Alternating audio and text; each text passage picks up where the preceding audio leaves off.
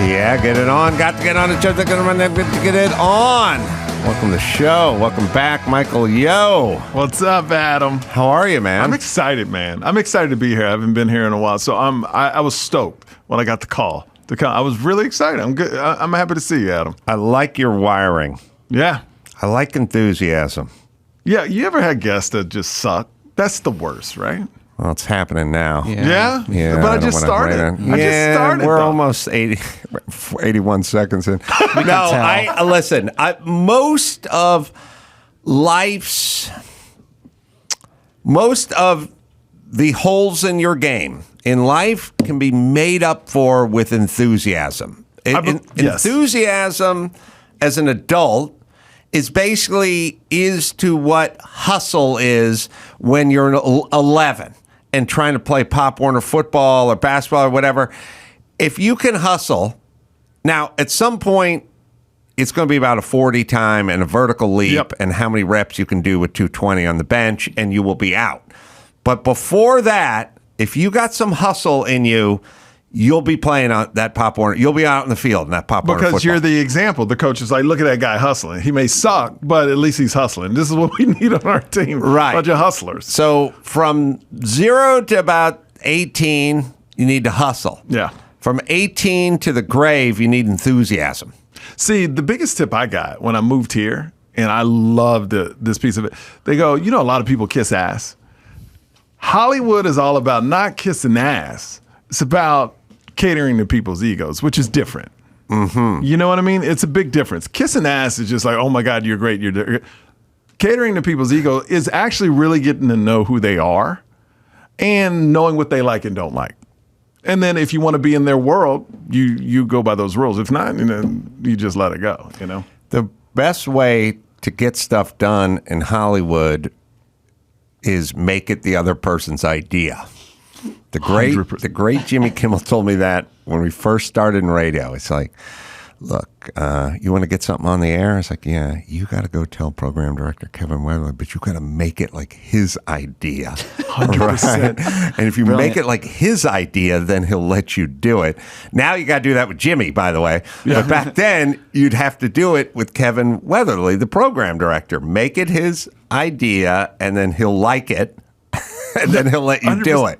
I've sold a TV show to Fox one time, right? And they said, don't know all the answers when you go in. Don't have it too well organized because you'll take out the programming side. They want to give their input too. If you eliminate them and say, this is the show A to Z, they'll be like, no, we'll pass because they have no input in it. But if you leave a bunch of open-ended questions, like, oh, yeah, maybe we should do this. And they love jumping in. And then it's their idea, and then it gets sold. It's like an improv show. It's like, oh, I'm thinking of a job. This. And they go, we like that. They're like, okay, he's that. But know something, because they don't want them to go, what's the show called? No, exactly. That's what it's called. Oh. Who do you see starring it? What's his nose? I don't know. Greenland. Yeah. So, but enthusiasm... It makes up for everything. It fills every hole in everyone's game. And you can kind of get away with it for a while until you have to produce. You know, it's kind of like... people don't... I tell people all the time, at the end of the Man Show every year, we'd all... Me and Jimmy and Danny Two Sheets Kelson, we'd like sit in an office and go, do we want to bring back this TA or PA? Do I want to bring this guy back? Do I want to bring that guy back? And we wouldn't even know their names, but it'd always be like, we should make this one guy, whatever, a producer, segment producer, something like that. I go, why? And I go, remember when the camera guy said he was out of batteries and that guy ran to the van and then ran a brick back and gave it to that guy. Yeah. Oh, yeah, that guy. Yeah, we should have him back. Like, that's all it is. It's all it is. And it's the simplest... It's basically what I always say. It's just diet and exercise. That's all it is. You don't want to be fat? Diet and exercise. No books, no pills, no Ozempic, not just diet and exercise. No one does it, but it's there. That's your answer. It's that easy. Just get your hustle on, and the man loves to see hustle. The man? The man. The man who's running shit. not Chico and the man, but the man. The man, He wants to This see man. hustle. And the other thing that's a new thing that didn't exist that I complain about it with that's like I want to start a podcast called Old White Guys Complain About Everyone Younger Than Them. Yes. Because there's a new world order where you tell people to do something and they go, "That's not my job." That's the worst answer you It's can give. infuriating. When you're trying to climb up that ladder, every job is your job potentially. It's just the younger generation, but also at the same time, we talk about these kids, but people my age are the parents. So I believe it was an overcorrection because our parents were so ruthless to us. And we were like, I would never treat my kids like that. Right. And that's what really happened. Like, I don't do 90% of the things my dad did to me. You know, I would be in jail today. Like, Did your dad put hands on you? Put hands on, not physically beat me, but with a belt. Like, we're talking about take off your pants, hit you 10 times, make you count all 10 times. You gotta count. And I'm like, we started from the top. and I'm like, you got a PhD, you can count. You can count. Hilarious. A little Michael Yo and this little Michael Jackson outfit. His thriller Having a- jacket. Drop his sequin pants. And my little Michael's like 1, 7, 10. All right. No, so he would make me take off my pants because I got bright and I started putting on like 10 pairs of underwear. So he goes, "Nuh-uh, you're not doing it." So literally, what about whip me on the butt 10 times, make me count? I remember he did it 4 times. So I thought that was so today, I always get him to apologize for one time he beat me for no reason. And he beat me for one reason because my mom lied to him. And my mom won't admit. So Wow. It's so deep. So my mom used to smoke around me when I was a kid, and my dad didn't want that. So one day he came home early and he smelled smoke. And he goes, "What's that smoke?" And my mom looks at me, points at me, and goes, "He tried to burn down the house." What? No, and to this day we still fight about it. Oh, she's still holding strong. Oh, she's Asian. She's holding strong. I've found as I get older that women pretty much know what they know. Yeah. Whether it resembles the truth or reality is neither. It doesn't matter. Neither here nor there. Anyone who's ever been with a woman will know this feeling.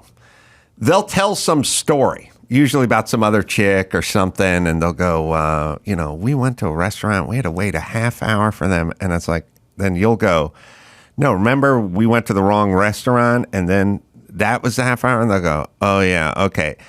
2 days later, they'll tell the fucking story exactly the same as they told it the first time. It does not matter if you make them aware of the facts. They will go right back to the theme. Well, my mom is a person that doesn't want to be wrong. So she holds by it. To this day, she's like, "No, you tried to burn out," which I did. I would admit if I was trying now, it wouldn't matter, but I didn't. And this is why I got a whipping, though. I said, "My mom is lying," to my dad's face. It was the liar part. I think you can't call her a liar. You can't call her a liar. No. So I think he was defending her. But yeah, so I don't hit my kids. So it's just the evolution. And then I found out my dad got beat pretty much all the time by his dad. Your dad was a PhD? Yeah, in nuclear physics. And whipped the belt out. Oh, he could handle that belt, man. Wow. It was scary when my Rangy. dad came home, And he's such a nice guy, but that was everything was, when your dad gets home, you're going to get it. So as a kid, you're like, I would go to bed. When I knew I was in trouble, I would go to bed at like 4 o'clock. Just end this day. Just end the day. As soon as I come home, I would go to, I was petrified of my dad when things were bad. You know what I mean? Like when I got in trouble, I was petrified of my dad. And I don't like that feeling. I don't either, It's but weird. But that's the way it was back then. Oh, sure. I would have liked. I think there's the right amount of fear that your kids can have. 100%. Zero fear is not a good place to be either. They need like a dusting of fear. Yes. Well, they need more than dusting. There's I have no problem with fear in kids because you can get fear any way. You don't have to hit them to create fear. But it's funny. I'm picturing your dad watching you walk around with 10 pair of underpants under your pajamas and then yelling at your mom, "What are you feeding that boy? Let me get my belt out." I got a big bubble butt. I look like Kim Kardashian. My Uncle Jackson doesn't have a huge ass. What are you doing? I have found this. I am, Larry, let's just talk about stories and lying. And here's the new world order that I'm finding out. It drives me nuts, but it's a new thing. Chris used to do it. Doesn't really do it so much anymore. I'm gonna hate this. A lot of guys around here used to do it. It's a younger thing. It's also Mike August does it, right? But Great. the very first answer they give is the go away answer. They just want you to shut up. They just go, and then but I always explore. Yeah. So I'm at a club in Appleton, Wisconsin, and finished a late show on Saturday. And there's a bottle of scotch in the green room, but there's no ice and there's no glass and there's like a mug. So I come off stage. I go to the back there. I go, Mike, go in there and just go to the bar and give me a glass with a couple of rocks in it as I'm pouring myself a scotch after the show. And he goes, okay. And he comes back with a huge tumbler, fill the top with ice, the big tall boy, like you drink a pint of beer out of with the thing.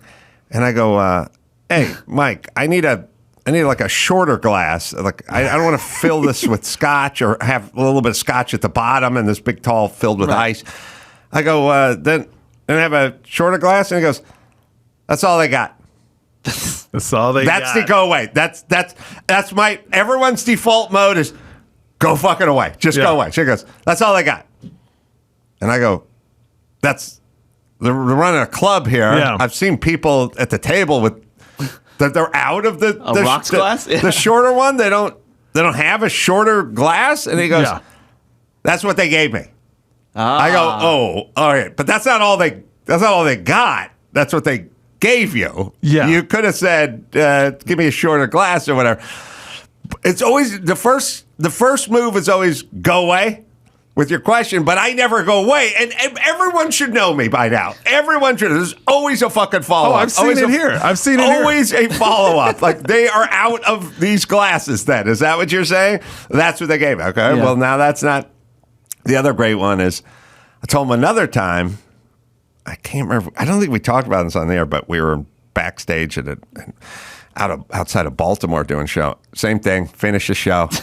Said to Mike, I go, Mike, just go to the bar and get me a scotch on the rocks. By the way, which he's seen me do 100 million times. After show, second show, give me a scotch on the rocks. Okay. Comes back, got the big tall boy glass, scotch, soda water, and the big tall boy almost looking clear. Oh, he floofed it up. I go, Mike, that's a scotch. What is this? A scotch and soda water? I don't know. I guess that's what you said. Which I love that. That's what you said. One. By the way, but let's just say I did say it. Let's say I said it. You still should have stopped when scotch and soda. That's not your drink. But wouldn't it be nice after the second show was already there as soon as you got off stage? Ooh. I mean, since you do it all the time. Oh, now you're getting in next strata, yo. Wow. I mean, you got this. That's what he's saying. The difference between just sucking up to somebody or inflating their egos. You got to go level up. No, catering, not inflating. Catering. It's like if you work for a boss, you need to know their ins and outs. Yeah. Like if I was working for Adam and I know he likes scotch on the rocks after a show, as soon as he gets off the second show, it would already be there.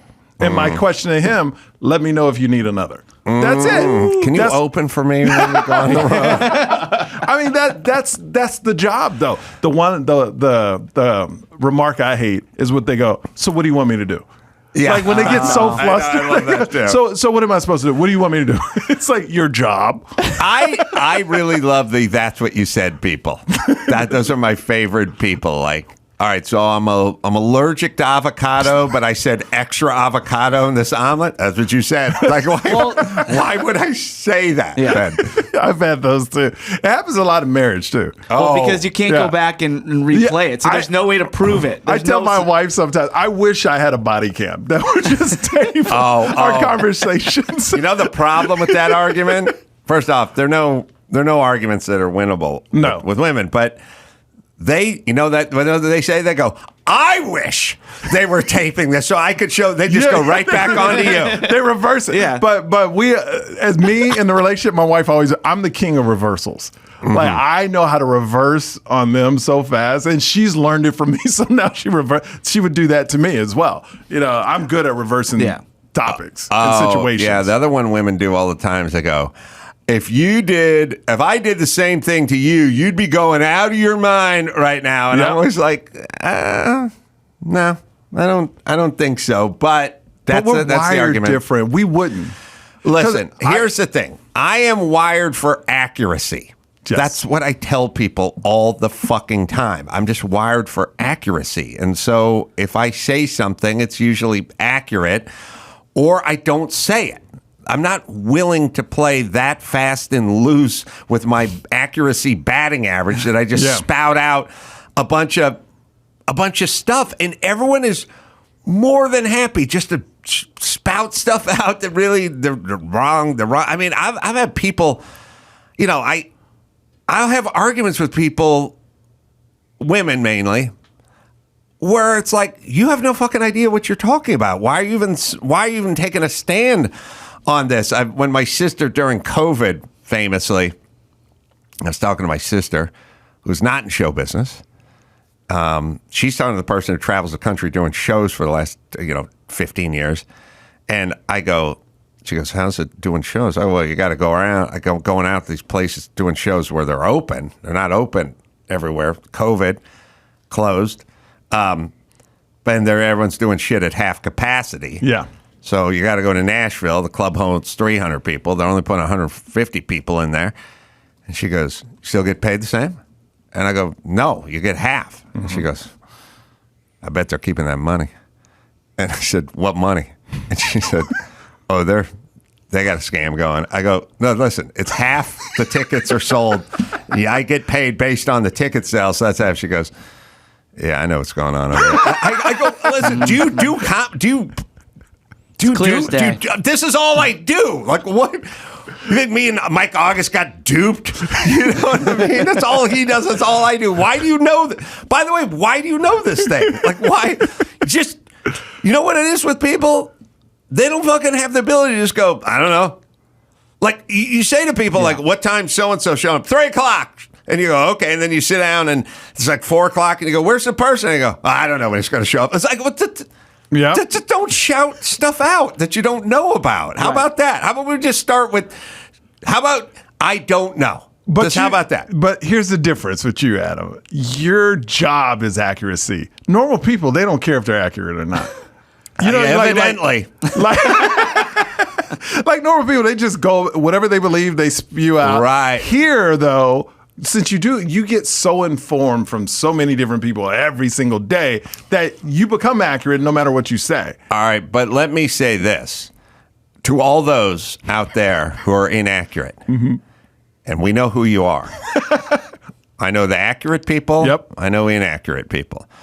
When inaccurate people are telling me things, like, here's how it works. Had this conversation. Here's how TSA pre works. TSA pre works, and whatever they're telling you, I'm just thinking all the time, well, I better check this out myself then, because I don't know if this is accurate or not. Like, the people were they're explaining something to you, and you go, I better go check that, and I better go check that. I'm making mental notes to check all the shit they're sure of. I do that a lot because they're not sure. You just know they're saying it to me, but I don't know. That's the whole point. Don't be that person. Don't be the person who's having a conversation with somebody and they're thinking in their head all the time, well, I better double back and check all this shit later on after you leave. Because I don't think any of this happened. Be the person that if they do check, they'll be like, oh, that dude was right. Like, I try to be that guy all the time. I try to say accurate stuff so when people check, they go, oh, okay, this is real. But is accurate like nice? Meaning everyone thinks they're nice. So I don't think I'm nice. That's the thing. Everyone thinks they're okay. Has anyone ever said you're nice, though? No. Okay. All right, character. Let's just talk about character. Everybody thinks they have high character. Everybody thinks, I've been around some of the fucking lowest character people on the planet, but they think they have high. Everyone thinks they're nice. Everyone thinks they don't lie.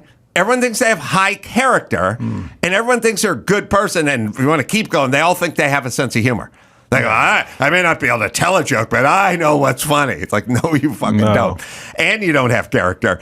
Why does everyone think this? Why? Because because people they're judging themselves. Well, also because they're surrounded by people that tell them that. Like, here's the deal. You don't get to decide whether you have character or not. We'll take a vote. Yeah. And we'll sign you a number. 1 to 10. 10 is Gandhi. 1 is Joey Buttafuoco. I'll give you a fucking number. Can I give you the number I think I am? But I know we're not assigning ourselves a number. But I think I'm like a 6, 5 or 6 in the character department. Yeah, that's like I got my faults, I got my good moments, but yeah, I say like a 5 or 6. But I'm a good person, I think. Yeah.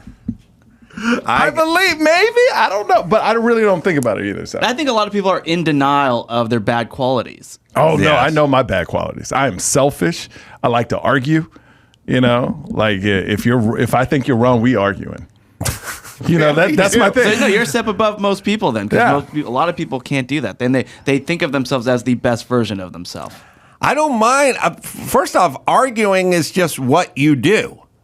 You know, like I'll have people say to me all the time, all you do is complain. I go, yeah, that's what I do. But I'm not really complaining. I'm seeing something and I'm trying to figure it out. But you're not complaining to somebody. See, me, I like verbal combat. That's different than art. You know what I mean? Because to me, I could get in a verbal combat with them and a second later, I'm fine. Yes. But they would still hold on to this because they don't feel like this was an exercise. Right. These are war games. Like I'm done. Like literally, if I get in a fight with somebody, as soon as it's done, I'm done. Like literally, I move on. You know? Well, that's how men they beat the shit out of each other. They wrestle like when they're kids. They're really physical. There's whatever, and then they've sort of purged versus hanging on and stewing.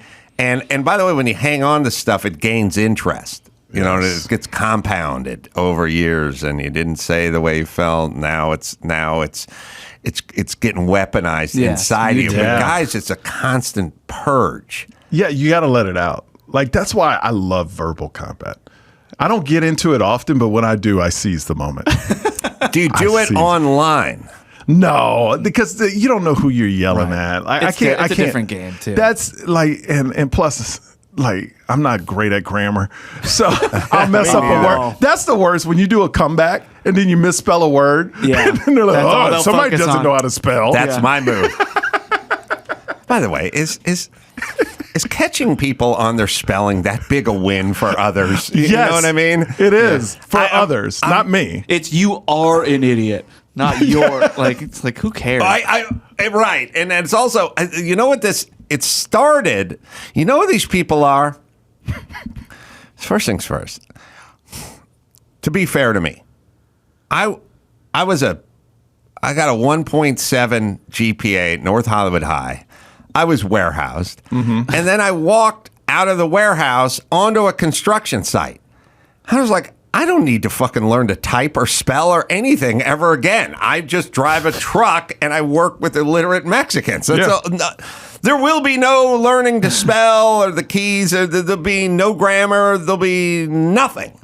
And then, I started doing comedy. But when I started doing comedy, I would just write stuff out. It was completely misspelled. It's your own language. But all I needed was like the beats and stuff. I didn't know I was going to be judged on my typing at some point in life. You shelved that skill long ago. I knew I was never going to be working in a attorney's office, writing memos and stuff. I didn't know how to type. I didn't know how to spell. And I was like, good. I'm never going to use that again. I was a boxing coach who worked on a construction site during the day. There was no spelling. There was no typing. There was no grammar. There was nothing. And then later on, you're misspelling something. But here's who these people could be. The police of how to spell things who are out there. I think formally, before everyone texted and tweeted and shared all this, they're the people who would correct you or make fun of you if you mispronounced something. Yes. and like you'd go, I'm just going to order for breakfast. I got a brand Mustin. A brand Mustin. You say Mustin. It's like, are you order brand Mustin? You're somewhere between delighted, thrilled. You got a boner. I mispronounced something. Is that a thing? And do you think I think it's called a brand Mustin and I just go through life that way? Your fucking hand came sailing out. You pointed at me. You started screaming. You alerted others. He just called a muffin a Mustin. Adam Mustin Carolla over here. Why are you so delighted? These people may now be on the internet correcting our spelling and grammar. I also think they're the people that were super smart in high school and it didn't work out for them. You know what I mean? And that's all they have. Like in high school, they were like all academics and everybody knew who they were, and then it just kind of fell apart. They were supposed to be a doctor or something, and now they're just nobody, and they're trolling people on the internet with spelling. Do you troll people, Adam? Do you jump on your comments ever and go after somebody? The only time I did that I'm aware of is during COVID when I was busy just calling everyone a fucking pussy and telling them to get their shit together. I was tired of being locked down. And somebody would tell me a story about, my grandfather, so-and-so, COVID or something. How can you say that? They would just go, how can you... The people I detest the most are when I'm speaking in sort of generalities, I guess. Is that a word? Generalities. I'm saying whatever the subject is. I'll go, look, a kid stands the best chance in this country of success with a mom and a dad raising them and finishing high school, and someone's hand will go fly up and go, I know this chick, dad, never met her dad. She runs Nabisco now. And I go, yeah, I get it. It happens. It can happen. I'm saying this is what's best. We need to reopen the schools. And they'll go, what if there's a super elderly teacher who has asthma? And I go, yeah, I get it. But I'm just speaking in generalities. And so when I take my generality, which is, diet and exercise. My sister has a thyroid issue. Okay, she can get her thyroid medication. Don't use the outliers. I'm telling everybody to diet and exercise. I'll carve out some room for your sister and her thyroid next time. It's almost like telling a joke where it's a general joke, but people take it so specific that you're talking about them. Yes. And that's the worst thing. Like, I put a joke up and I got so much hate for it. I used to watch like Menace to Society, Boys in the Hood. So my mom wouldn't let me play with black kids. And I go, Mom, why don't you let me play with black kids? My dad's black. And she said, oh, no, your dad's not black. He has a PhD. And a belt. That makes him black. So it was a joke, but literally, certain people thought I was trying to tear down the black community. Like, I make laws. They were like, you're tearing down the black community by saying everything we've worked for. I was like, I've made no laws, no legislations. This is a 10-second clip. Right. And maybe you should watch the whole special to know how I wound it up. But this is what I'm talking about, man. People think I'm talking about, how am I tearing down the black race, Adam? When we do Black News Now on this show, or whatever that segment was. Wait a minute. Where black news comes first. Yes. I need to hear a little more of that. I don't know. You have one of those that reminded me. Let me tell you. I'm so shocked you didn't grab a bunch of Black News Now stories or whatever. We should. Because we look at you as you're kind of, I don't look you're at you so as black, prompt, we don't. Yeah, your mom's well-spoken. Your mom's Asian. Your dad has a pants PhD. up and everything. We just don't really think of you as that way. See, there are stings educated now, doesn't it? No, there are educated black people, Adam. You know that, right? Right? I'm not going to say they don't exist. I know the Huxtables are out there somewhere. But the I'm just saying, Huxtables, the worst example? By and large. He picked Bill Cosby as the standard. I picked the imaginary family that he lived in, which was very intact. They were. And very educated. Yes, they were. I feel like I feel like Bill, in terms of the black community, He was great. He did great because the roofie thing. Totally different. That's him as a human. The roofie thing is not really something we associate with one race or another race. That's just a fucked up thing. Yes. So he did good with the Huxtables, and then he sort of the roofie thing was a push. We didn't go. You can't trust these white people. Can't trust these black guys, huh? I associate roofing with white people. That's a white people drug. You do. Roofies. All right. Yeah. I'm about to ruin your world, oh, Lord. Michael. Yo. What happened? We got to look it up. Was it? Are you going to tell me a black person invented roofies? Oh no, they're not. Black News Now. Lab. This is America's Black Voice. The Black Information Network. No. Darren Sharper. Is it Darren Sharper? Darren Sharper, former defensive back for the Saints. Right. DB for the Saints, is going to be in prison for the next 300 years. Dawson, can you find Darren Sharper? Now you may not know him, but he's pretty much an all-star safety for the Saints. Played in the NFL for 14 seasons. He's a Hall of Famer, although maybe not now. And also a convicted serial rapist. Oh. And what was his modality? I'm getting there.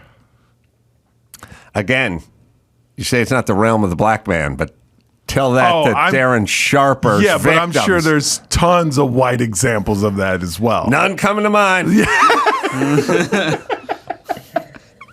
Of course not. And I don't know any, but I'm sure if you Google roofie white person, I mean, half the United States would pop up. Roofie sounds like a black kid's name. No. Little Roofie Wilson? Scat back? No. Following- No. Following Sharper's 2010 retirement, allegations surfaced that he drugged and raped several women across various states. Leading to him to be charged in 2014, Sharper pled guilty to the rape and drug-related charges and was sentenced in 2016 to 20 years in prison. As a result of his guilty plea, he was removed from the William and Mary Athletics Hall of Fame. His Pro Football Hall of Fame eligibility, some say, should be disqualified. It should. He did end up being nominated, with officials saying they were not allowed to disallow nominations because of Okay, off the field. I got a question. I got a question for you. Yeah. Certain people want. Look, I enjoyed Bill Cosby. It was a positive inspiration growing up watching the. He's a hero in your community. In the community. Now, some people can separate them. Mm-hmm. Do you think in sports, like his play was Hall of Fame, but as a person, he was raping women? Can you separate that, separate or when you're in sports? But when you're in sports, is it like no? You're the person you are is the person you are on the field.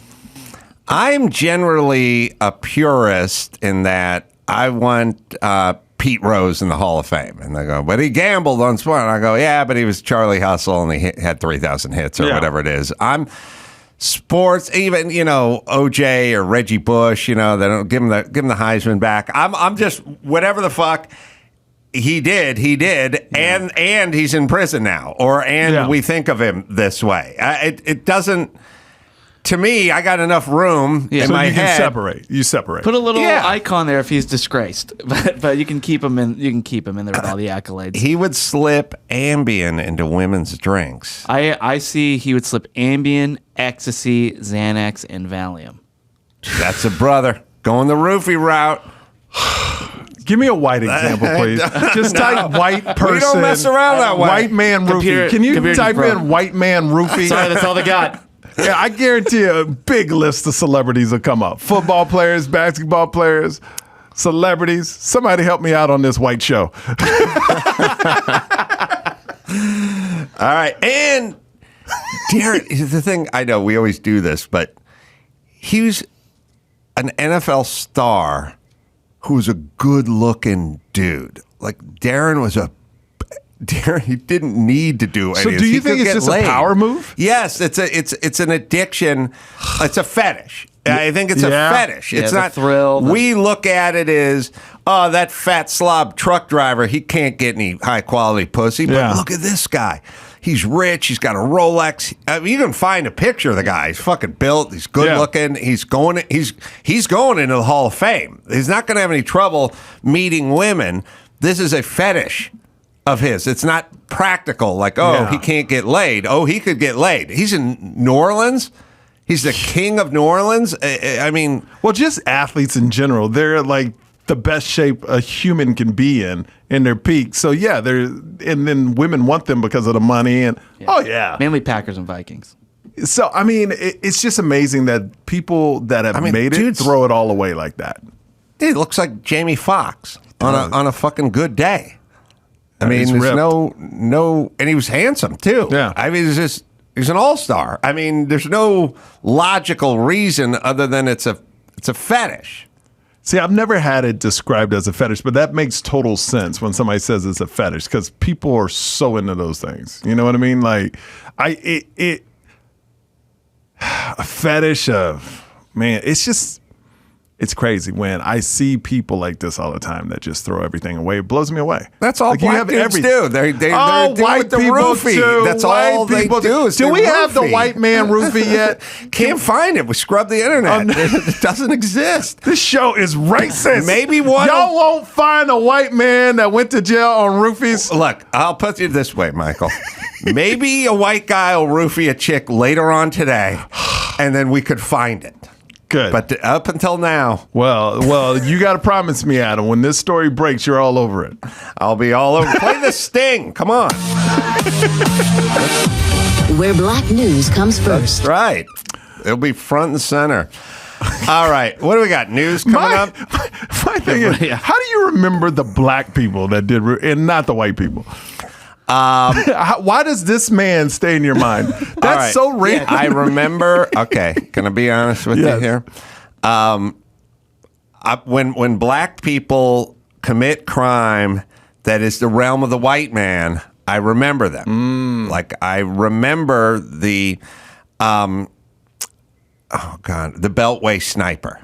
Oh. That was two black dudes. Or was it one black guy and this young black kid doing white man stuff. Doing the white. It was in the white man's realm. So it always stands out. So you just admitted this is a white man game. You just admitted what I was saying. Yeah, I did. Yeah. No, I'll tell you why.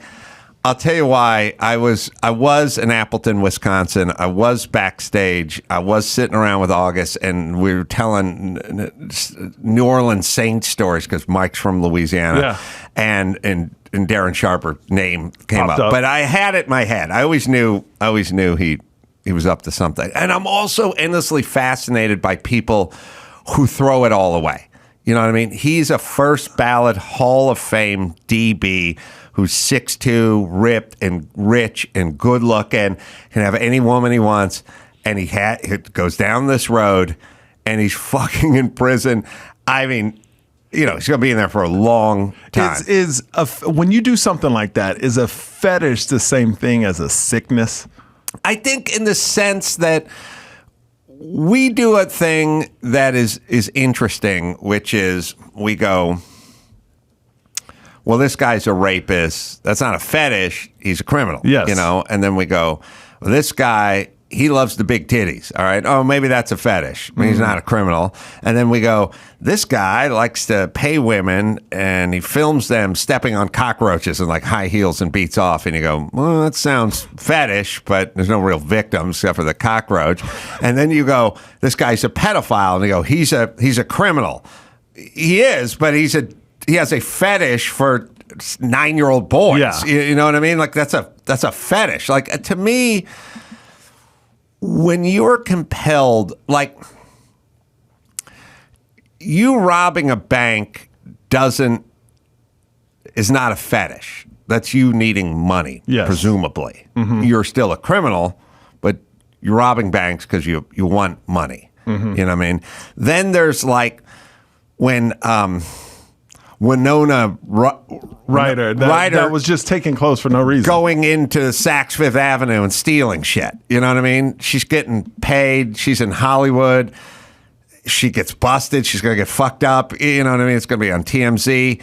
She doesn't need to steal that blouse. That's a fetish. Gotcha. You know what I'm saying? It's that the they're thrill. both stealing, but this is a fetish. Yeah. That's the way Yeah. I guess when you do things that could have great consequences that you don't need to do To other people. that's when it's a crime. or even stealing stuff Yeah. or whatever. Like, you don't need to do this. Yeah. That's a weird fetish. Yeah. To me.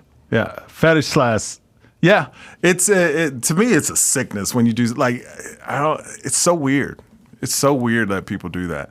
It's really crazy what people are into. I have a friend that just got on what is that thing called? All these women go on. Ozempic? No. The Treadmill? website. OnlyFans. OnlyFans, right? OnlyFans. And all she does is just fully dressed, takes pictures with her dog. And men give her thousands of dollars for that. She sits on a bed with a dog and takes a picture. Well, that's what she tells you. No. She's spreading her ass. That's how she's getting paid. No. Spread ass shots. I've never seen her page, but you know, but her boyfriend is the one that told me this. Of course. He wouldn't lie. He's been about coached that. up. Nah, he wouldn't lie about that. She's like violating herself with a champagne bottle. That's how you get paid. With a champagne bottle. Wow. That's deep. It depends what end you start with. Or painful. Very painful. All right, we'll take a break. We got a lot more to get to right after this. Electric e-bikes. Oh, man. I was just in Ojai, California on a pedal bike trying to get up a hill, and somebody passed right by me on an electric e-bike, and I was like, oh, yeah, I wish I had mine. I didn't take it with me. Oh, summer's in full swing, man. It's time to get out and explore. And just in time, Electric is bringing you a fast and fresh new ride. The XP 3.0 starts at just $9.99, 28 miles per hour worth of top speed. New hydraulic brakes for a smoother stopping experience. Quality feature-filled models financed as low as $73 a month. I mean, you'll save that much in gas alone, including a powerful removable battery and a bright LCD display. 7-speed gearing and 5 levels of pedal assist. I mean, you feel the difference, especially when you get on the fastest setting. It is go time. Cargo expedition carrying capacity 450 pounds. Trike features third wheel for stability. Foldable and ships free. Fully assembled. I have one of these. My son has one. We go all over the neighborhood in it. It is a good time. It is electric e-bike, right, Dawson? Rediscover your independence this summer with an XP 3.0 from Lectric. Visit lectricebikes.com to learn more and explore the epic models Lectric has to offer. That's Lectric ebikes.com. Shopify. Selling a great product on a garbage platform is like doing stand-up with no microphone. Reach your business's audience like never before with Shopify, the commerce platform revolutionizing millions of businesses worldwide. Whether you're a garage entrepreneur or IPO ready, Shopify is the only tool you need to start, run, and grow your business. Shopify puts you in control of all the sales, every sales channel. Whether you're selling satin sheets from Shopify's in-person POS system or offering organic olive oil on Shopify's all-in-one e-commerce platform. I sell merch on Shopify, books, beer, wine. I know how important a good e-commerce platform is. Shopify's award-winning help is there to support your success every step of the way. This is Possibility, powered by Shopify. Right, Dawson? Sign up for a $1 per month trial period at shopify.com/Carolla, all lowercase. Go to shopify.com/Carolla to take your business to the next level today. Shopify.com/Carolla. Michael Yo's got dates all over the place. Moving into theaters, everybody. Excited. Denver is my first one. Can I say that? Denver Pace Center, 37 tickets left. I love Hell it. yeah, dude. And you can go to michaelyo.com for all the live shows. Hubble. Did Hubble you can look it up, Dawson. We'll get to the news. But I have some vague recollection of Hubble getting, I don't know, he owned a slave or something like that. There was something. They were trying to get his name off of the Space Mirror Telescope thing. Well, how old is he? Because, of course, I mean, you know he's dead, but when was he born? Of course. It depends. Yeah. It wouldn't surprise me. No, I know. He didn't say people of color. He said colored people, which is totally different.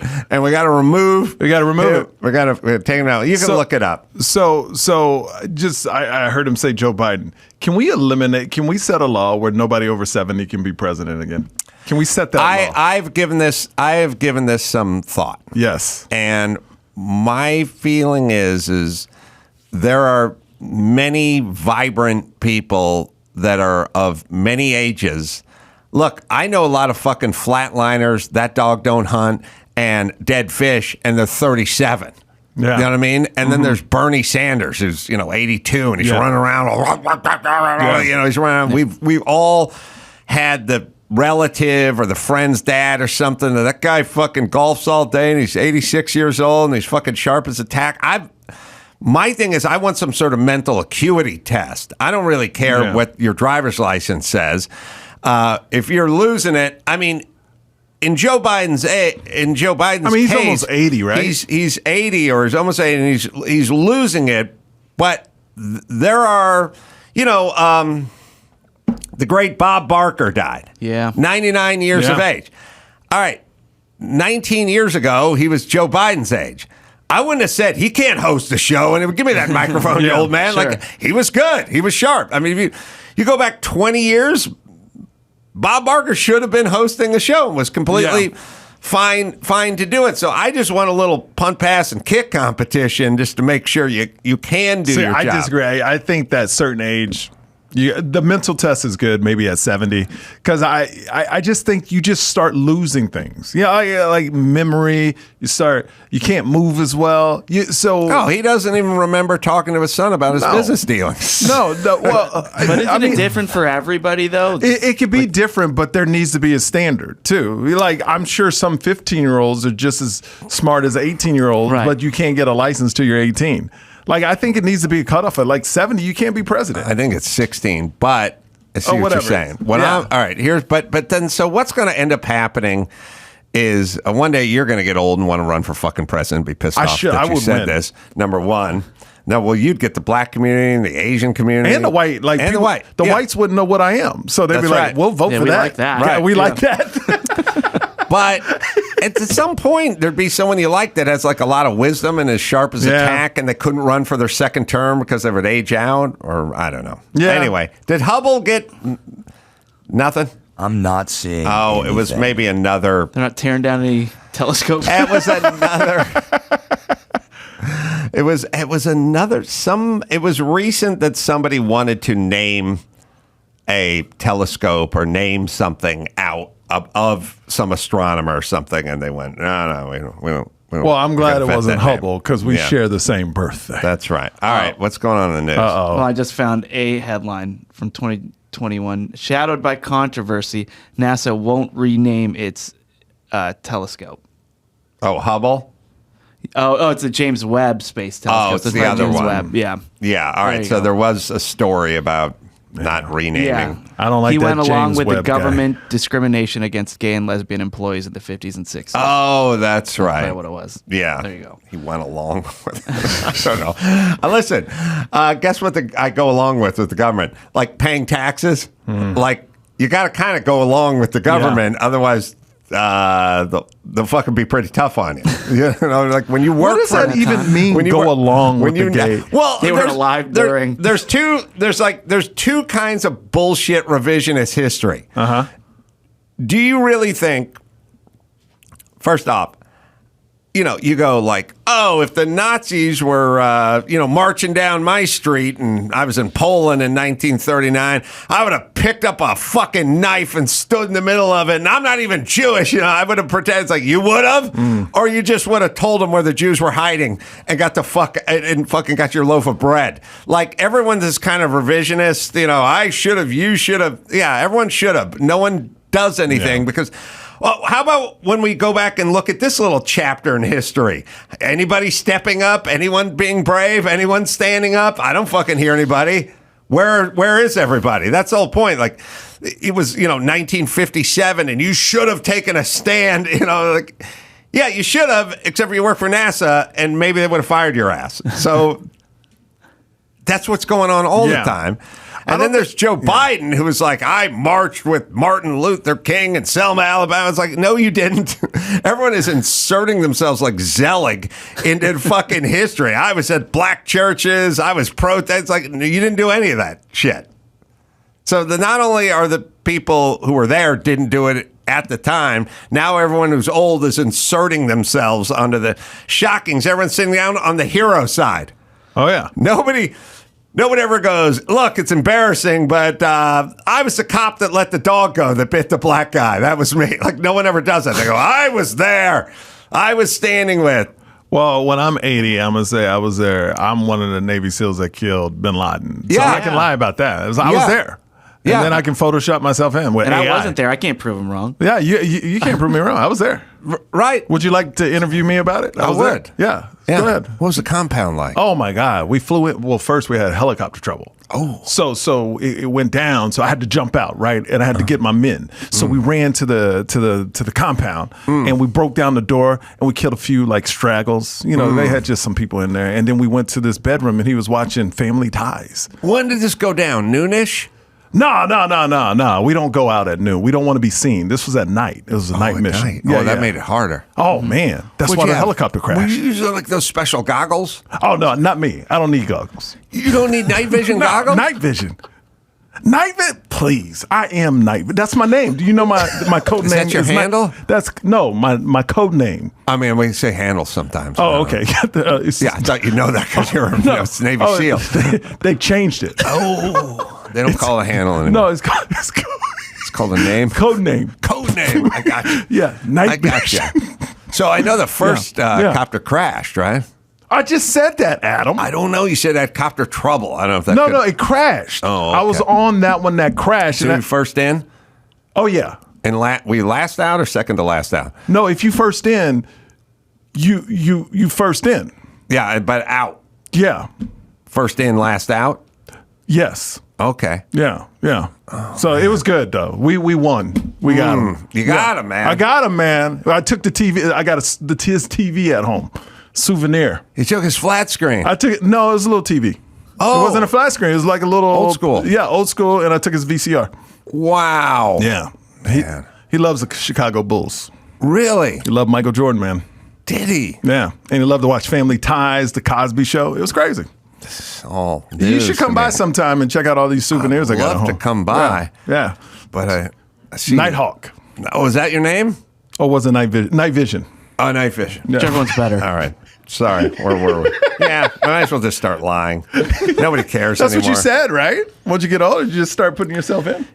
Joe Biden inserts himself into civil rights movements and marches and stuff, and he gets told by his staff, stop saying that. Like, you weren't there. Like, stop it. And he just goes to the next I gotta be honest, fundraising and he just does it. I can't answer on that because I just stopped watching news, Adam. A year ago, I stopped watching 24-hour news.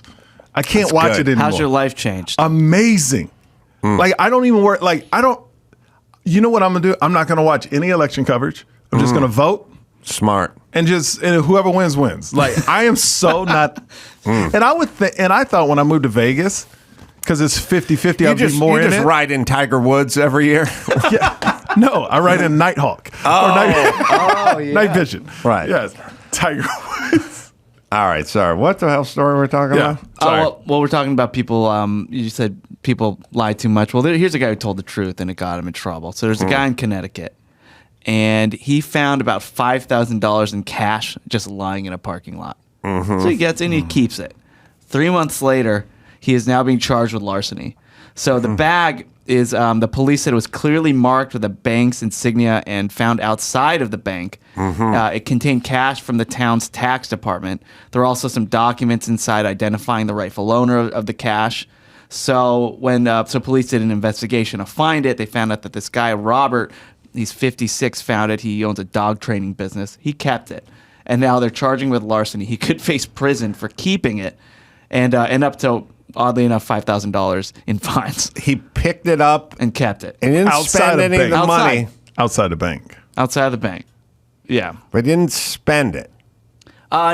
It's not indicated if he spent it or not, but he did take it, and he didn't give it back, and he didn't turn it in. Listen. I bet he spent it. Hell yeah. It's gone. I have a lot of people. I don't like this guy. Oh, I don't either. I don't either. We're both simpatico. On Yeah, that. he's like just. By the way, white guy. That's a white guy? Oh yeah. Hell yeah. Black guy dropped it. White guy picked it Connecticut up. should have gave it away. No. Black guy White dropped guy. it. See, that just White guy shows. Thank picked it you. up. Thank you for proving my white guy didn't give the money back.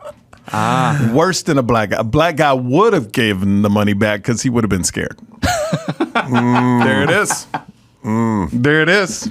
Not if it was a sack full of roofies, because that black guy Stop it, no, needs no. that shit for later on that night. Nope. Yeah, I have a lot of people. Here's why I don't like this guy. Okay. Everyone's got to fucking put everything back and do it. It drives me nuts, and it happens to me all the time. And it just happened where I can't remember who I was with. I was like on the road or something, and I'm always like I'll give you an example. You go into the club, and you're driving in the club, especially during the summer, and it's light outside. It's bright. The sun is shining because you're driving in at 6:30, 7 at night. You got your sunglasses on, Then you go do a couple of shows, and you walk out of the place at midnight, right? Right. And then I'll do where are my sunglasses? Where did I put my sunglasses? I look around, and at some point someone will go, I got sunglasses, I put them in my backpack. And I go, yeah, okay, but you got to fucking say something. indicate You it, have to please. say something. People Yeah. do that shit.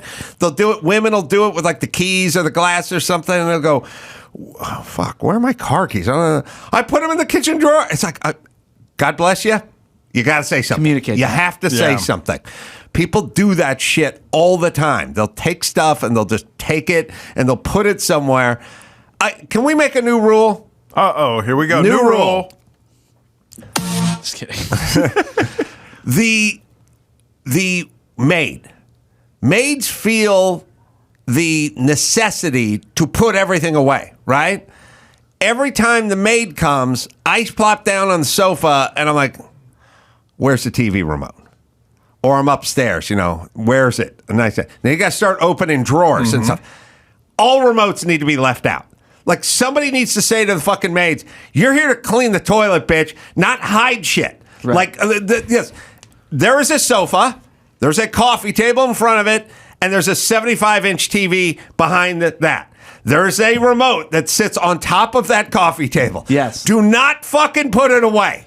That's where it is. That's where it lives. You may wipe down the table. You may mop the floor. You may do everything. The remote, no reason of. It's always, I got the Apple remote and the other remote. It's always got to go searching around in the basket that's underneath. I know you think you're doing something. You're not. You're hiding it. We need exposed remotes at all times. Every hotel room, you do that thing where you go in and go, oh, it's a fucking remote. Is it by the TV set? They all have to be wherever your ass is. That's you go. If it's at the hotel, it's on the nightstand. It's right there. It's not up at the TV. It's not in the drawer below the TV. They put everything away. Stop it. That's the worst. Leave You it on lay the down fu- on the bed in a hotel, and then you like the remote, and then you got to get up and get the remote. You're so comfortable, and Yeah. then you're like, ah. It's all ruined. Yes. But I got a suggestion for you. Just tell your maid not to do that. I never communicate. I never communicate with my maid. Because we talked about communication, Adam. I don't communicate. I never hire the maid. I never talk to the maid. I never want the maid. I never know the maid. I don't really understand why there are maids. Like if you are home and you ain't working, clean the house. Women go. ain't into that anymore. There's a white. Yeah, Danny, more news about white people, please. Danny Masterson. Oh, that 70s show. That household name, Michael Yo, Yeah. of that 70s show. Roofie King. Not a big celeb, though. Oh, man, the 70s show? Bigger than the Daryl, what's the guy's name? The football Sharper. player. Sharper. Way Darren. bigger. He's way bigger than him. Yeah. Thank you. He is bigger than. And I know that guy's creepy because one of my friends worked with him, and she was on one of those shows like, Now, wait a before minute. all that not came good. out. Not good. Hold on. What? But this is like Melinda Gates or whoever. Women have retroactive creepy. So what women do, women are kind of like secondhand psychics or rearview mirror psychics. A lot of women will go like, I think it was Melinda Gates. I think Talking about Bill, how about the Epstein Islands and all that stuff, right? Yeah, women always they'll say all the time, like the guy will get convicted of rape 10 years later, and they'll go, "Oh, he used to come over for dinner all the time, and I always knew. Know." It's like, well, stop inviting him over for fucking dinner then, bitch. You know what I mean? Why'd you keep bringing?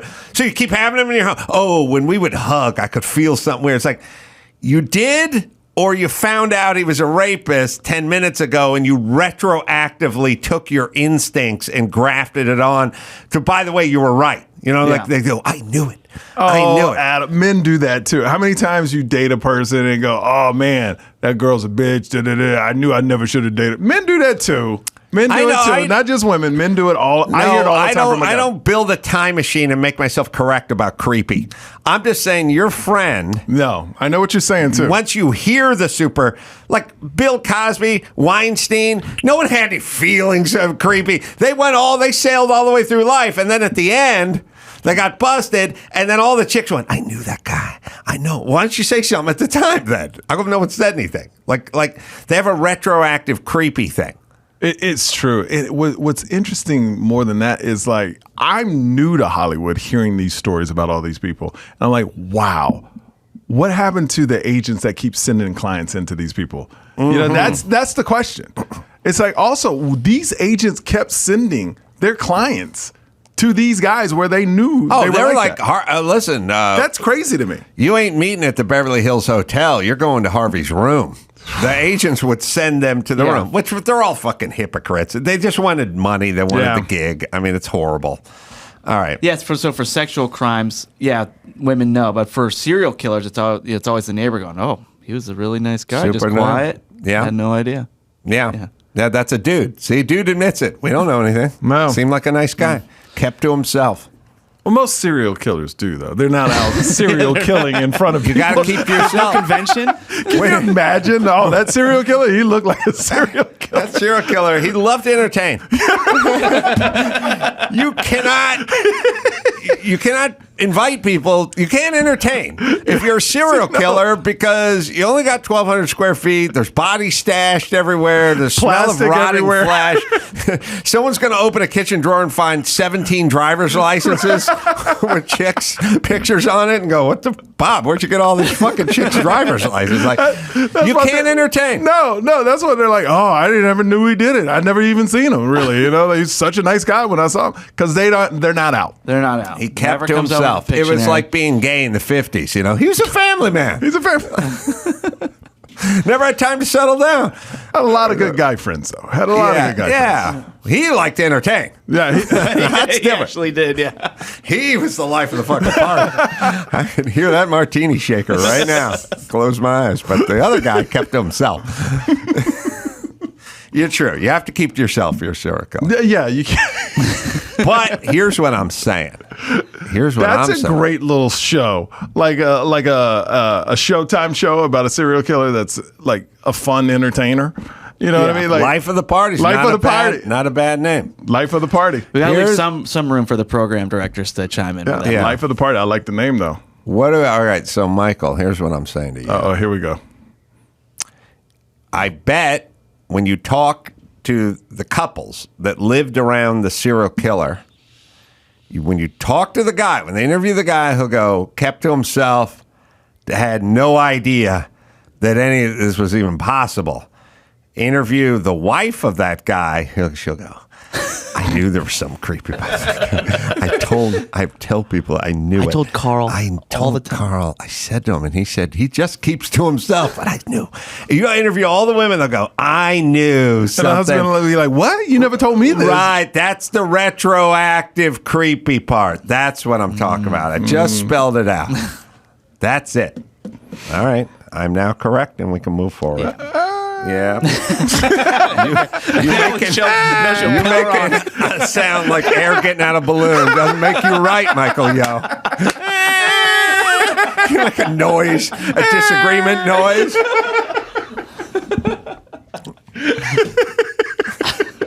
Did you do that when you're a kid? Like your math teacher come over and go, "You got this multiplication table wrong." And we weren't. It's your dad going, "Hey, your mom said you're trying to burn down the house." I know. Yeah. Oh, then you just start running. You know? All right. What else? All right. So Kanye, we haven't heard much from him Good. No. lately, but his new wife, I'll put wife in quotes because we're not sure if they actually are legally married, although they did go through a ceremony. They're in Italy right now, and her outfits are garnering a lot of attention to where people in Italy are asking her to be booted or arrested. They're very see-through, Yeah. very revealing. Yeah.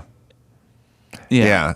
She's walking around with not much, and like authorities are getting involved. I Very guess. attention grabbing.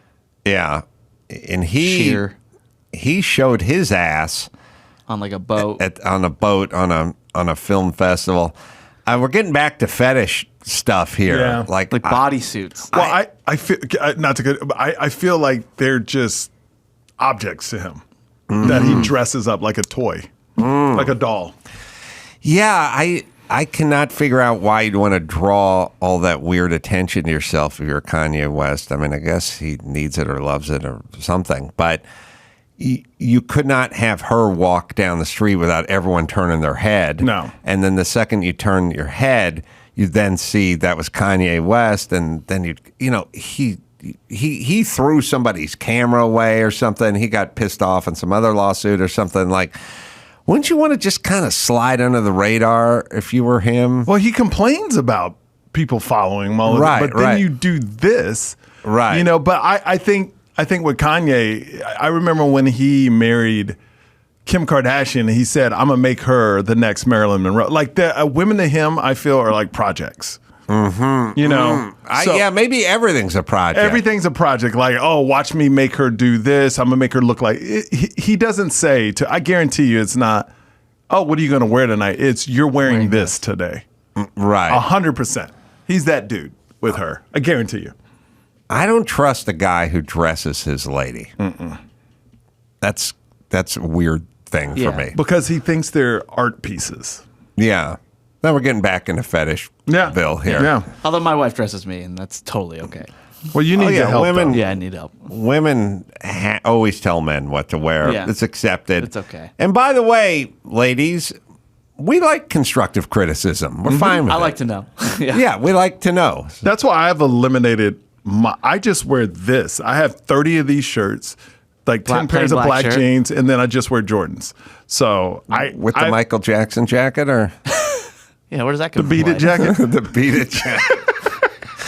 Dad was beating you. The beat with it. my black parachute pants with the zippers. Yeah, just one pair of underwear though. Yeah. Oh yeah. Yeah. Oh yeah. He made sure. All right, let's do one or two more. All right, so Alabama, they are trying out a new death penalty method. Right, so Good. so there's this guy, Kenneth Eugene Smith. He's 58, and the court filing indicated that Alabama plans to put him to death by something called nitrogen hypoxia. It's an execution method that is authorized in 3 states, but it's never been used, so Alabama's going to be the first one to try it. It's caused by forcing the inmate to breathe only nitrogen, depriving them of oxygen, obviously causing them to die. So Alabama attempted to execute this guy by lethal injection last year, but called off the execution because of problems inserting an IV into his veins.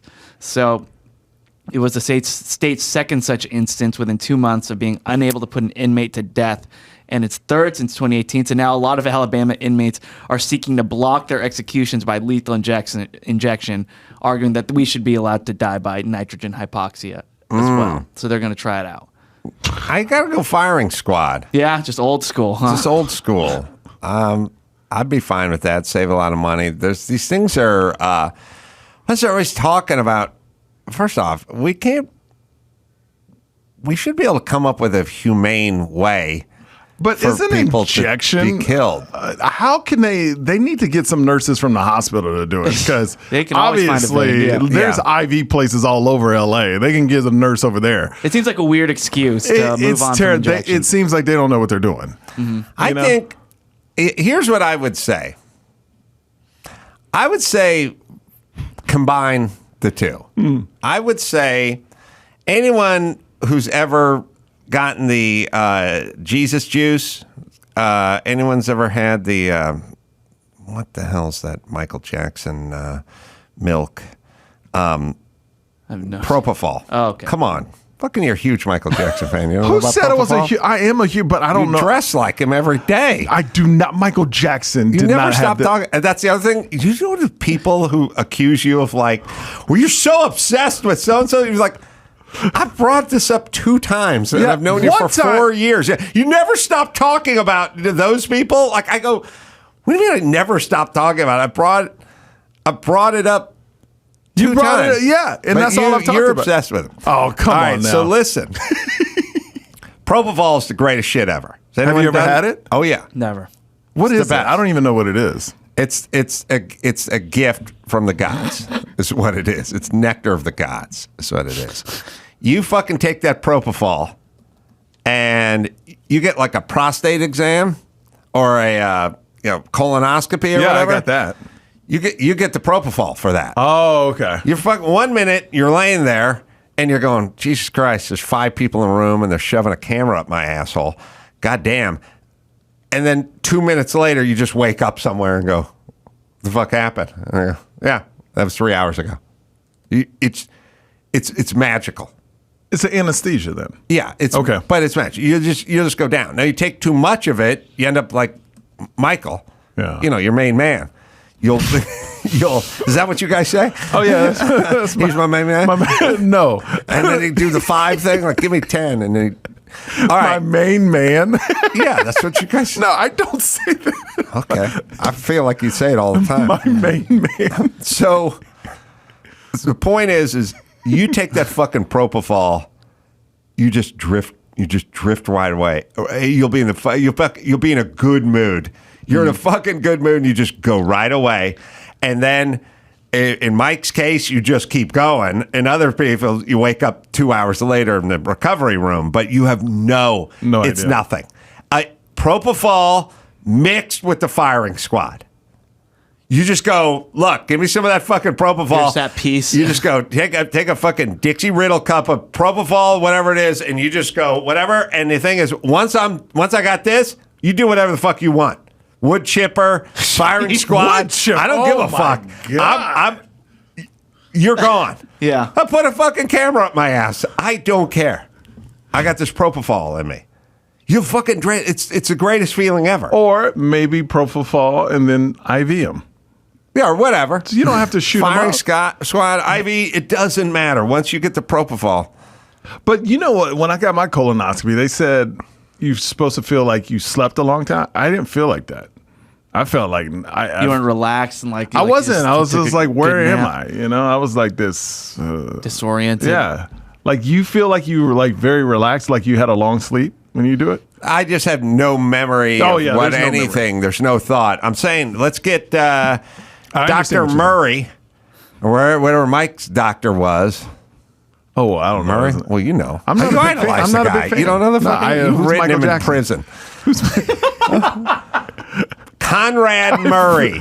Conrad It's Murray. interesting. I'm the Another Michael black Jack- man roofing people with Where black news propofol. comes first. Oh my God, it's an epidemic now. I think you're after black people because you remember everything. I'm the Michael Jackson fan, but you know everything about him. And you even knew the doctor that drugged him. I had no idea is of the dude's alarming. name. That's alarming. That's alarming. Conrad Murray. Conrad, yes. I think he's in jail, or he may have died. He died. I think he died. Yeah, he died, but he was going to jail, whatever. That guy should be in charge of state executions. If he wasn't dead. If he wasn't. Yeah, that's a small technicality.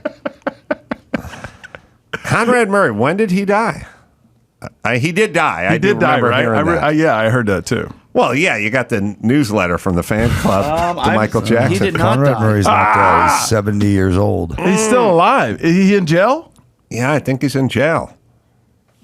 He might have got out then. He served roughly 2 years out of his original 4-year prison sentence. What? So he could go to Alabama and take care of this shit. See, Adam, when you can kill somebody and get out in like 4 years, isn't that crazy?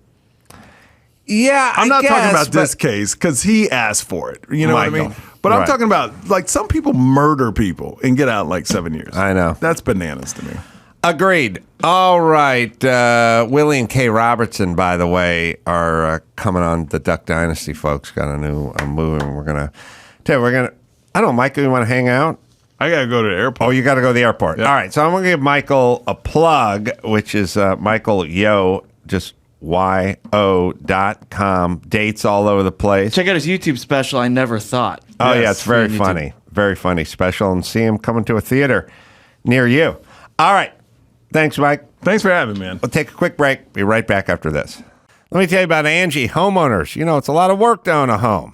Whether it's everyday maintenance, repairs, or dream projects, it can be hard to even know where to start. All you need is Angie. Your home for everything home. Find a skilled local pro who will deliver quality and experience. Over 20 years of home service experience. Bring them your project online or with the Angie app. Answer a few questions and Angie handles the rest. Look, you're busy. You don't have time to do all this stuff. Let Angie handle it. Take care of just about any home project in just a few taps. Download the free Angie mobile app today or visit online. Visit Angie.com. That's ANGI.com. ANGI.com. That's Angie. Let them do all the heavy lifting. Well, good news. It's O Rewards Member Appreciation Month at O'Reilly Auto Parts. Get the most out of your membership. Shop, earn points, and get rewards sent right to your phone or email. If you're not an O Rewards member yet, sign up. It's quick and it's easy. You can do it online or in the store if you like. Just ask one of their professional parts people about joining O Rewards next time you visit, and you can start earning points on your first purchase. Sign up for both email and text and get even more out of your membership. And right now, members receive 2 times, 3 times, up to 8 times O Rewards points on select purchases. Those bonus points can help you get to your next reward even faster. You receive a $5 reward for every 150 O Rewards points, and you can use your reward on your next in-store or online purchase. So don't miss O Rewards Member Appreciation Month now at your local O'Reilly Auto Parts store and O'ReillyAuto.com. Willie Robertson is on, Kay Robertson as well, you know, from Duck Dynasty, of course, and a new movie. It's hitting theaters soon called The Blind, which is the story of how it all began, and Phil and Kay. And good to see you guys. Good to see you. Good to see you. I'm totally offended because that guy you just had on that news thing was related to us. So I like the way you put that right before we came in. Yeah. Well, you know, on that subject, because you guys would know, when you guys started out, I think America was in a kind of different place. And religious people and country folk and hunters, it took a lot of shit. But as I keep telling everyone, last time I checked the Billboard charts, top 3-4 songs were all country songs. And my daughter, who's in high school, is on top of all the trends and the fads, says everyone's listening to country music in their high school. Do you feel like it's turning around this country? Who knows? I'm not sure if it's turning around or it's really, there's been some popular elements that come from Middle America or the South. Some entertainment. Who knows? I'm really not sure. That's a great question, but I know who does know. My mother. don't You're know. up on pop culture, so give us. No, I hardly go out. I mean, I'm out in the woods where I love to be, and I just go in a little bit, to the grocery store and things like that. So I'm really not knowing what's going on in big cities or real things that are happening. I know about where I live. Yeah, lucky. I know.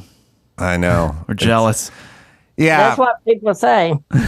Well, I don't know if maybe COVID did that to everybody, but like I was driving the other week from Appleton, Wisconsin to Road America. Not Road America. Where was it? I was driving to the racetrack. It was an hour away. And I just drove through some of the most beautiful scenery, farms, crops, rolling hills, green everywhere. And I was like, I think all this shit we used to make fun of, I think these people are a lot happier living here and living this kind of life. Because I grew up in L.A., and I was always like, well, those bumpkins out there, they got to be miserable. But now I'm looking at them and I go, no, I think they're happier and we're the miserable ones. We're the ones that are dealing with homelessness and crime and all the urban decay. But the story, The Blind, that's I just saw the trailer. It was pretty compelling, but it also shows some, the darker sides of pre-Duck Dynasty. Phil drinking, that kind of stuff.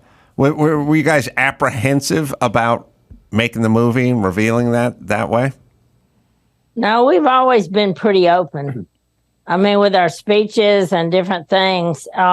So really, I know it's on the big screen now. So, I mean, poor Phil, that's all I got to say. He said, well, it's embarrassing. And I said, well, you shouldn't have done it, maybe. But now that you have, we need to get it out there to help other people not to act like you. Well, when did Phil get sober? When did 28 years old. 28 years old. And before that, what was it like? He started, about 18 years old. So it was 10 years. And it was like hell. That's all I can say. It was pretty bad. He didn't trust people. He could be mean. But I will say this. He didn't act like this unless he was drinking. Mm-hmm. He was a pretty good person not drinking. But when he did, and that was him, though, he didn't just drink like every day. He might go 3 weeks without drinking. But then when he did drink, he always got drunk and pulled something. Well, that's why you have to drink every day. Because if you drink every day, you remain the same person. If you just do it on the 4th of July, you're a hot mess, man. Yeah, that's so right. It's important if any kids are listening.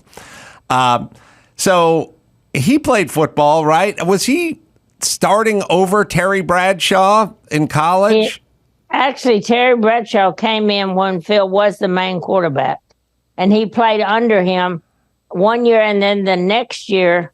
I think I'm right on this, Willie. He Phil quit, right? Yeah, the next year when he was under him, and Terry was so wanting to start. Phil was ready to leave.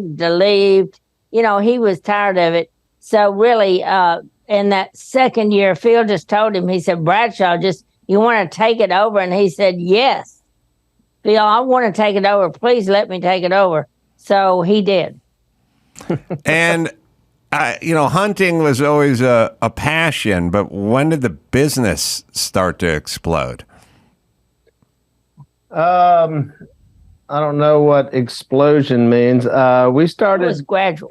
Yeah, I mean, it started slow, and then it all through the 80s and the 90s, and I mean, it was a better living than commercial fishing, I can tell you that. So it started getting better, and then I guess when I took over the company, we made some connections, and then things started happening. Actually, Adam, everything was so useful because we started making videos like on VHS in the 80s, the late 80s, of duck hunts, and then actually Walmart picked those up.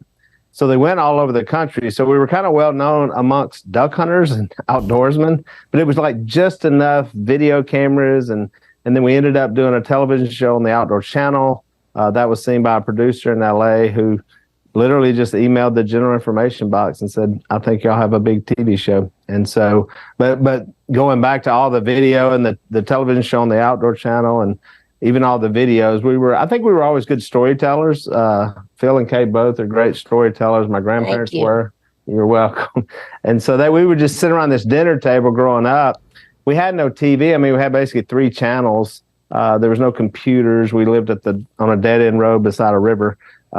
So yeah, that was kind of the time to tell stories, and we just kind of picked up on how to tell a good story. We'd tell stories about hunting or cooking or whatever it was, and just kind of had a knack for it and played well for TV for sure. Yeah, you wonder if the art of storytelling is starting to fall by the wayside because everyone's just staring at their phone all day and they're binge watching whatever the streamers are showing, and they're basically passengers in the drive, in the seat, they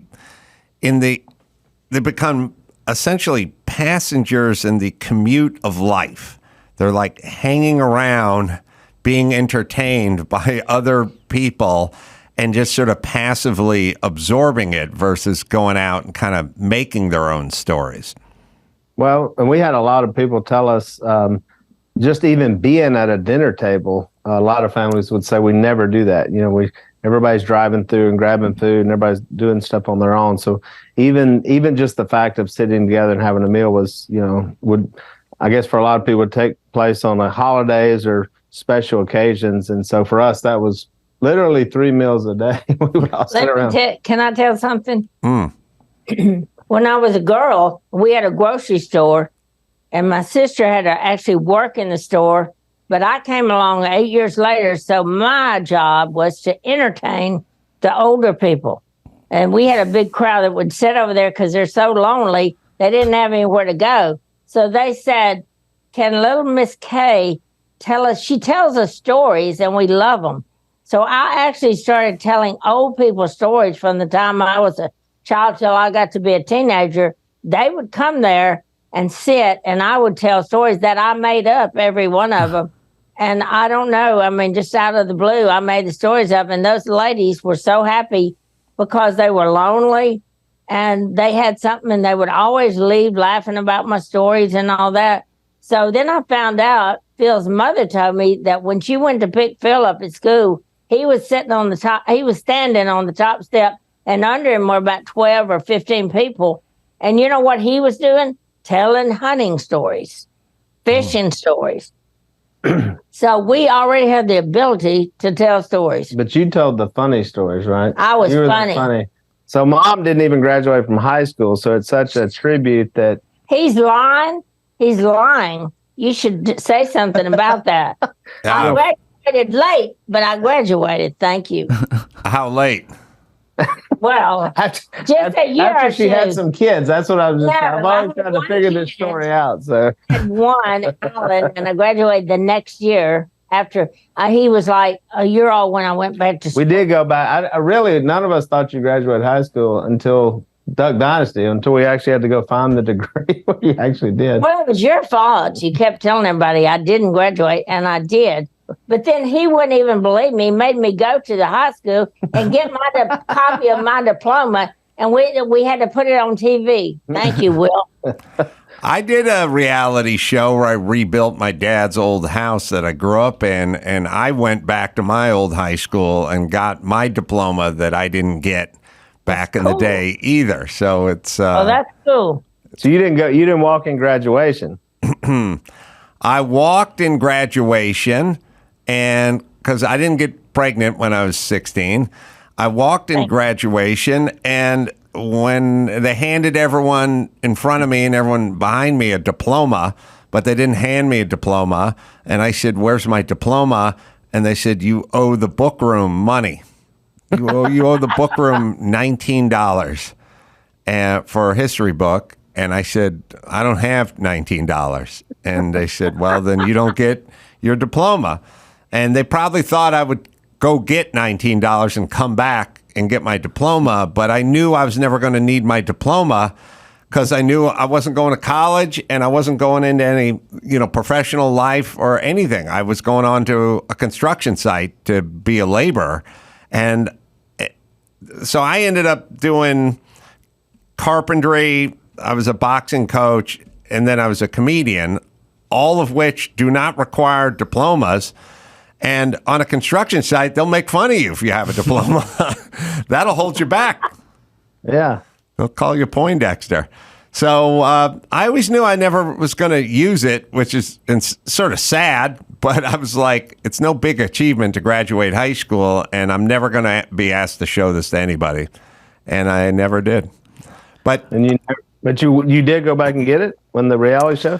In the reality show, probably about 20 years later, I went back to the book room, and I think I paid them their $19, and I got my diploma. Now I don't know where it is. It's in the back of my car or something. Like I didn't frame it or anything. You didn't put it up with the awards? No, they did give me a weird little laminated diploma that's the size of a credit card, but my name is misspelled on it, and I just never. So, all the greats didn't get their diplomas. That's all I'm saying. This is in L.A. Your high school was in L.A.? Yeah, my high school's in North Hollywood, California. Okay.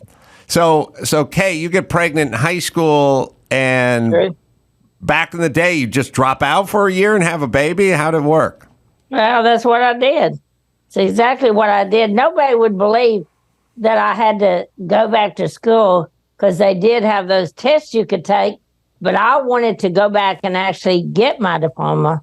And I did walk down there. You walked? I walked. Thank you. He's the one that's always made fun of me. Well, listen, when you end up being super successful like you guys are, then it's kind of a cool story to not have your diploma. Makes it more interesting. Like For sure, yeah. That's why I'm trying to give you a compliment of all. That's right. Nice. Without a degree and having children in high school, I'm trying to compliment you. You're just not taking it that way. Well, just telling people we don't even know all that before you even know them. It's on the movie. I know. It's on the movie now. In the movie. I'm talking about pre-movie. Oh, pre-movie. Okay. Thank you. Yeah, the trendy thing in Hollywood is every celebrity tells you a story about having to sleep in their car now. They all go, I had to sleep in my car. I was homeless. When I moved out to L.A., I slept in my car. It's impossible that they all did. But there's that's a weird, interesting thing, which is in this country, people used to lie and say that their family was super successful. My parents were wealthy and my dad was a powerful businessman and stuff. Now they dumb it down. They go the other direction. They're scared of being judged. So if they're like, you'll talk to some people and they'll go, how'd you grow up? Oh, middle class, lower middle class, lower middle class. And then you go, but wasn't your dad an attorney? Well, yeah, he was an attorney, but both your parents were attorneys. Yeah. They were lead counsel for Getty Oil. And you're like, well, wait a minute. We didn't have, like I remember when I was 15 and we were in Europe for 3 weeks and my dad wouldn't let me buy. I said, what were you doing in Europe when you're 15? So they're trying to paint themselves as poor. But when they start, they'll go, oh, my second year at Yale, I didn't even have a dorm room. Like you go, Yale, second year? Like this is all rich guy shit. And you're trying to tell me that you're poor because you don't want to be judged, or I'm supposed to think you did it on your own. But this doesn't sound. I grew up around poor people. There was none of this. There's no Europe and there's no Yale. Yeah, we were definitely poor. Now, not as poor as you guys. Well, Mom wasn't poor. That's what's funny. They had the grocery store in the little town. We were the richest people in the town I grew up in.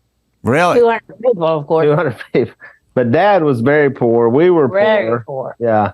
That's how I judged like how we were doing better in business when I was in like junior high and middle school, because I remember being on the free lunch program, which meant you got to the front of the line and it was me and the other who I thought were the super poor kids, but I was with them. Then I went to reduced lunch. So I knew we were probably doing better. And by the time I got to high school, I had to pay for my lunch.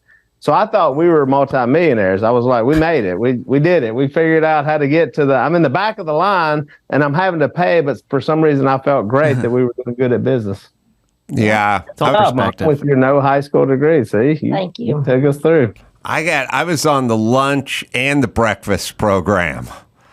I could do the free breakfast and the free lunch in grade school, but somehow when I got to junior high, I don't know where that went. I should have. Y'all bumped up. That's when you bumped up. Did you guys? Was your free lunch as shitty as our free lunch out here? No, it was actually good. What? I always thought the food was great. A long time ago, which what he's talking about, they were Our good food was cooks. good. Up Yeah, there. they There were were good. country ladies that knew how to cook. But then now it's not like that. Oh, How do yeah. you know? You're not in school, okay? I've heard it. Yeah, we had angry Mexican men doing our cooking, and they were not. It was not the country fare that you guys. We basically had prison food. Essentially, is what we had. Food, I remember our food was great. I mean, I enjoyed it as a kid. Yeah, it was really homemade, like chicken pot pie with real crust. How about that? They would just come up and eat at the school with us, just to eat the cafeteria food. Well, when they had chicken pot Because pie. you graduated when you were 30, so you just felt like you could eat long. I don't blame her. See, he does that to me all the time. Kay, was there a lot of shame? People did a lot of judging back then, small town, Oh, they did. dropping out of school pregnant. Yeah, I'm sure. I know they did. But the thing about it is, sometimes I let it bother me. Other times I didn't, because I said, well, you might can start off in a rough way, but I knew we wouldn't stay there, you know? And I mean, I never knew we'd have a TV show and all that. But I thought one day they won't even remember anything about this. Well, they're going to, until Willie brings it up, nobody knew, of course. well, when they see the movie, they're going to be reminded. That's right. Of days of yore. When someone is portraying you, do you get a vote in who the actress is who plays you? I don't, but I actually I met all of them and I liked them. So it was three actresses played Kay, a little one, and then a high school version, and then her as an adult. So yeah, it was. Yeah, it was I pretty liked cool. them. I did. Wow. So you're portrayed in a movie with three actresses playing you, which Correct. is pretty amazing because it's normally one guy or one girl playing whoever it is we're talking about, right? Yeah, the movie starts in what would it be, the 50s, I guess, early 50s, and then goes to the 60s and ends in the early 70s. Yeah. So yeah, it's a timepiece. We shot it over where they grew up, which is Northwest Louisiana. And shockingly, some of those places look identical to the 40s and 50s still to Yeah, they did. So it was easy finding locations. So somebody came to you with this idea, right? Right. Well, we did it ourselves. This is my wife and I, my cousin, started a production company called Tread Lively. And so, yeah, we hired a crew and did it all ourselves. Our first movie to make was actually about my parents, which was, we weren't sure to start with them. All he did was make fun of me. And then now he makes money off of me because he wanted to do my story, who he made fun of. And I think that's funny. I wish I would have made you. I never made you any money, though. Yes, he did. Yes, he did. He did. He said he was going to make me a millionaire. There you go. Thank you. And he did. Thank you. Thank you, Willie. So the movie will be out. It'll be on VOD. It'll be out in the theaters. It'll be in churches and that kind of stuff. Yeah, September 28th. It's what's it called? It's in.